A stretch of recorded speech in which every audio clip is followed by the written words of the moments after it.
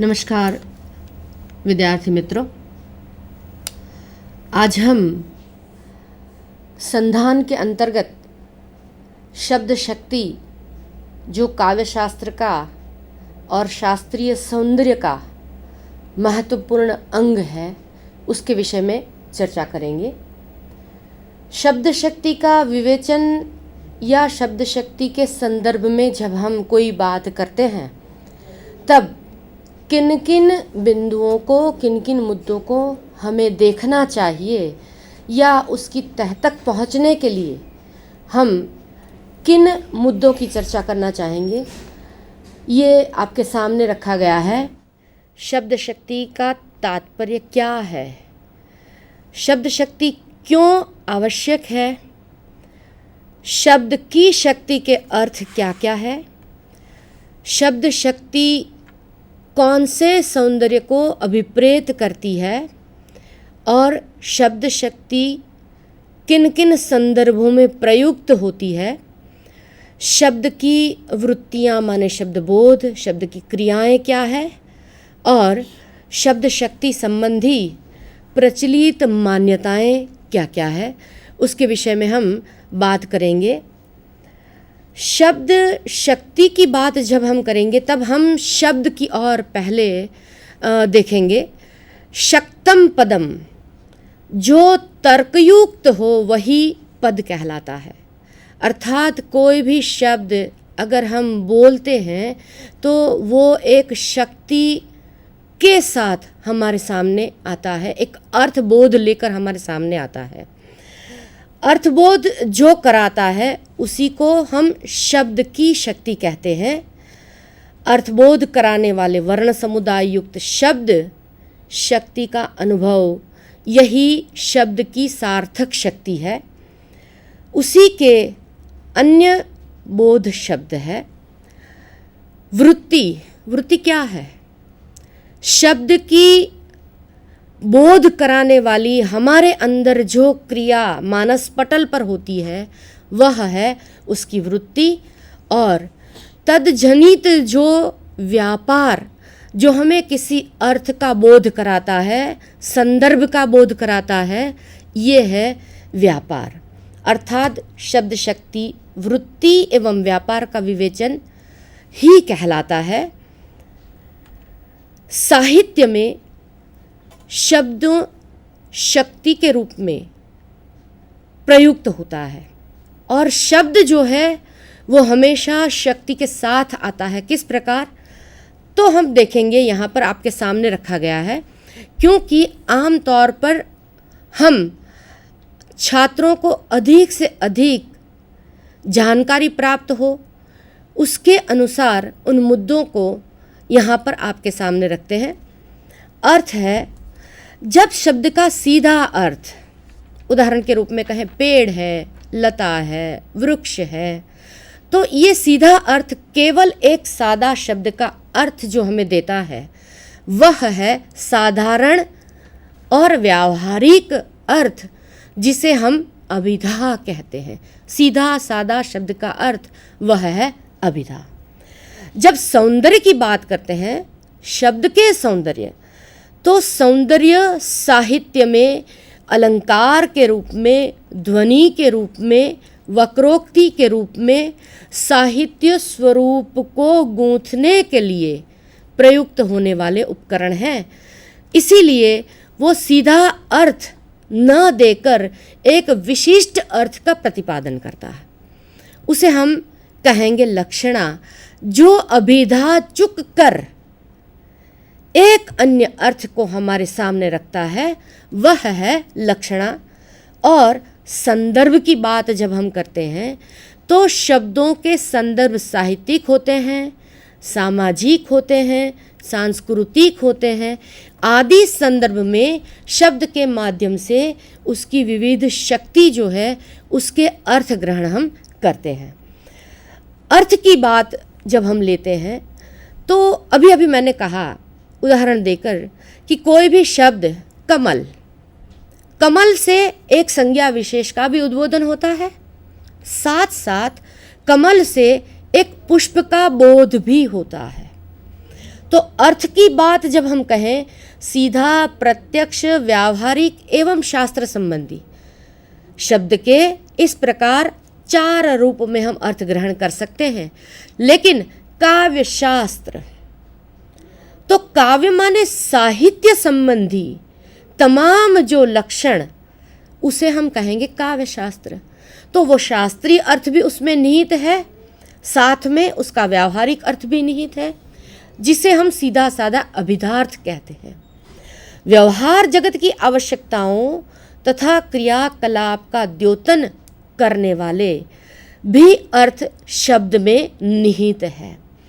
शास्त्रों का अर्थघटन अर्थात न्याय है, अर्थ है, वैदिक वेद के आधार पर, वेद की जब बात करें या न्याय की जब बात करें, तब हम उन शब्दों के एक विशिष्ट अर्थ की ओर जाते हैं।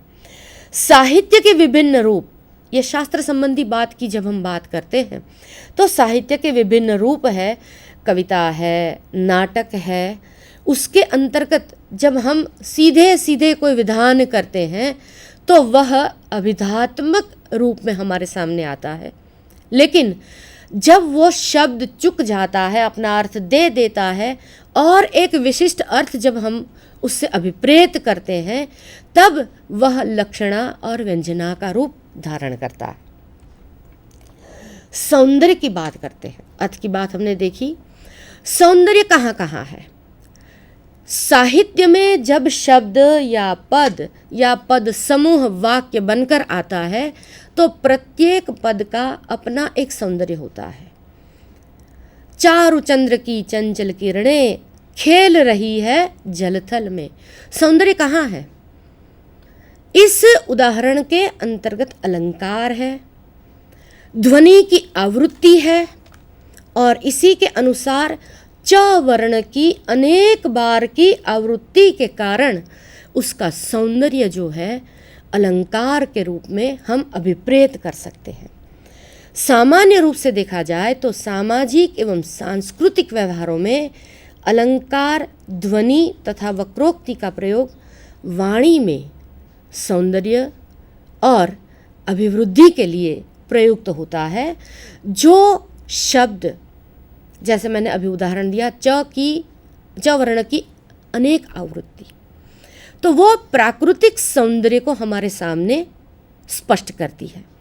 ठीक उसी प्रकार प्रभावकता अर्थात पाठक के दिलो दिमाग पर उस शब्द को पढ़ते ही एक भावात्मक प्रफुल्लितता शब्द के माध्यम से आती है। उसका अर्थ, उसका सौंदर्य शब्द के माध्यम से पाठक ग्रहण कर पाता है। विशेष रूप से काव्य और नाटक में सौंदर्य शब्द की शक्ति का सौंदर्य अभिप्रेत होता है।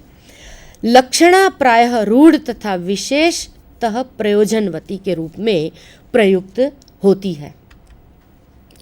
संदर्भ की बात करें, हमने शब्द की शक्ति के संदर्भ में अर्थ को देखा, सौंदर्य को देखा, शब्द किन किन शक्तियों के माध्यम से अपना एक अनोखा सौंदर्य बिखेरता।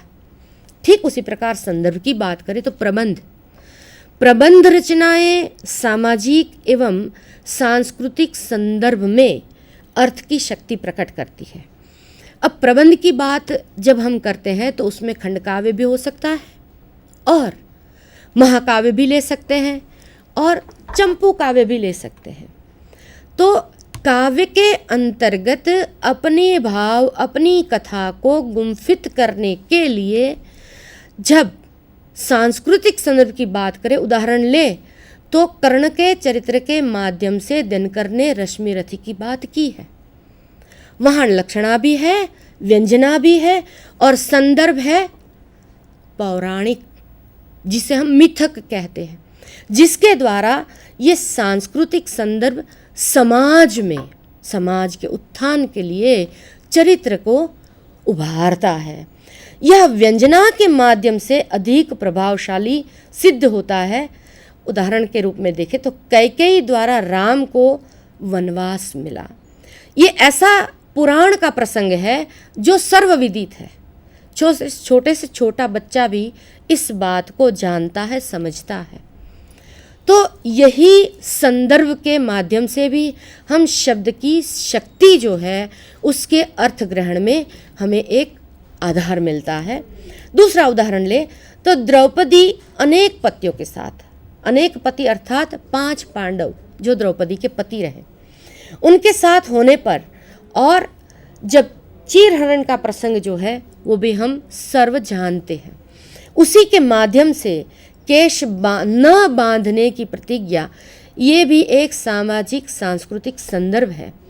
लेकिन जब भी हम अपने विचार, अपने भाव, अपनी बात कहीं रखना चाहते हैं, तब हमें ये सामाजिक सांस्कृतिक संदर्भ शब्द की शक्ति के माध्यम से अर्थ ग्रहण करने में बहुत ही सहायक होते हैं। आगे, शब्द की वृत्तियाँ, वृत्ति अर्थात क्रियाएं। जब हम कहते हैं कि भाषा विज्ञान, अब भाषा विज्ञान 2 शब्द से बना हुआ एक शब्द है, लेकिन भाषा विज्ञान जब शब्द हमारे कर्ण पटल पर टकराता है, तुरंत हमारा दिमाग जो है वो अपनी क्रियाएं शुरू कर देता है। अर्थात शब्द के ज्ञान की, शब्द के बोध की, जो ये शब्द क्या अर्थ देता है। कोई भी भाषा है, चाहे हिंदी है, गुजराती है, अंग्रेजी है, उर्दू है, मलयालम है, लेकिन उस भाषा के शब्द के अर्थ को समझने की जो क्रिया है वह शब्द की वृत्तियाँ है। और ये शब्द की वृत्तियाँ 3 प्रकार की होती है। आगे हम उसको विस्तार से देखेंगे। मूलतः वाच्य, लक्ष्य और व्यंग्य ये 3 शब्द हैं। उसके किस प्रकार अनुसंधान होते हैं और कौन सी शब्द शक्ति वाच्य से बनती है, लक्ष्य से बनती है या व्यंग्य से बनती है, वो हम आगे विस्तार से देखेंगे। शब्द शक्ति संबंधी प्रचलित मान्यताएं जो है वो शास्त्रीय रूप से देखें तो जो नैयायिक हो गए, वो लोग शब्द शक्ति की क्या मान्यता रखते हैं ये मैंने यहाँ आपके सामने रखा है। मात्र ये लोग, नैयायिक लोग जो थे, वो अपने शास्त्रोक्त अनुसार केवल अभिधा शब्द शक्ति, सीधा सादा शब्दार्थ, जो शब्द हम बोलते हैं उसका जो सीधा अर्थ हमारे सामने उभरता है, वही अर्थ को मानते थे। मीमांसक लोग अर्थात काव्य शास्त्रीय लक्षणों को निर्धारित करने वाले और साहित्य की रचनाएं जो है उन रचनाओं के तह तक जाने वाले मीमांसक, जो मीमांसा करते हैं, ये मीमांसक लोग जो हैं वो अभिधा तो वाक्य की तात्पर्य वृत्ति है इतना ही कहते थे, और साहित्य शास्त्री सही अर्थ में रचना को परख कर, कसौटी करके उसके लक्षणों का निर्धारण करने वाले हैं। वह जो है वो व्यंजना को प्रधानता देते हैं। सीता तात हरण की बात आप पिता को स्वर्ग में मत बताना, राम जटायु से कहते हैं, क्योंकि वो अगर ये बात सुनेंगे तो वहाँ पर दुखी हो जाएंगे। पर ये व्यंजना है, मैं जब रावण के कुल समेत उसे स्वर्ग में पहुंचाऊंगा तो ये बात उसकी जानकारी में अपने आप आ जाएगी। तो यहाँ पर व्यंजना की बात जो है वो उदाहरण के माध्यम से हम देख सकते हैं कि साहित्य में शब्द की शक्ति किस प्रकार व्यंजना तक ले जाती है। अब शब्द बोध की बात है, अर्थात शब्द को हमें जानना है, उसके शब्द के अर्थ की ज्ञान संबंधी जानकारी प्राप्त करनी है। बोध 3 प्रकार के, और बोध के आधार पर शब्द की शक्तियाँ निर्मित की गई है। अभिधा बोध है जो शब्द का सीधा सादा अर्थ हमें बताता है। लक्षणा बोध, जब अभिधा चुक जाती है चुक का अर्थ है अपना अर्थ दे देती, उसके बाद एक विशिष्ट अर्थ जब सामने आता है तब वह लक्षणाबोध बनता है। और ये दोनों अपनी अर्थ की प्रवृत्ति पूर्ण करने के बाद एक गूढ़ व्यंजन अर्थ जब देते हैं वे व्यंजनाबोध है। तो इस प्रकार हम इन मुद्दों को विस्तार से देखेंगे। बोध होने का अर्थ है, एक उदाहरण है अभिधा। अभिधा का एक उदाहरण मैं आपके सामने रखती हूँ, जो यहाँ पर भी आपके सामने रखा गया है।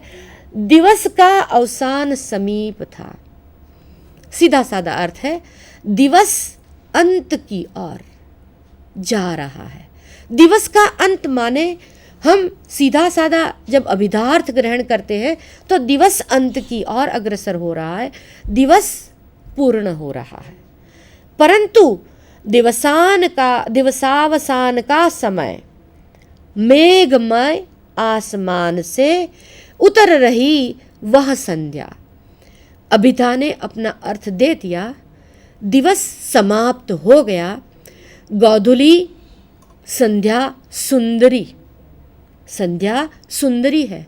और हम देखते हैं अभिधा के बाद जब लक्षणा की बात करते हैं तो ये संध्या सुंदरी जो है वो अपना अनोखा, आकर्षक, मोहक और प्रभावक रूप लेकर आसमान से उतरकर आ रही है।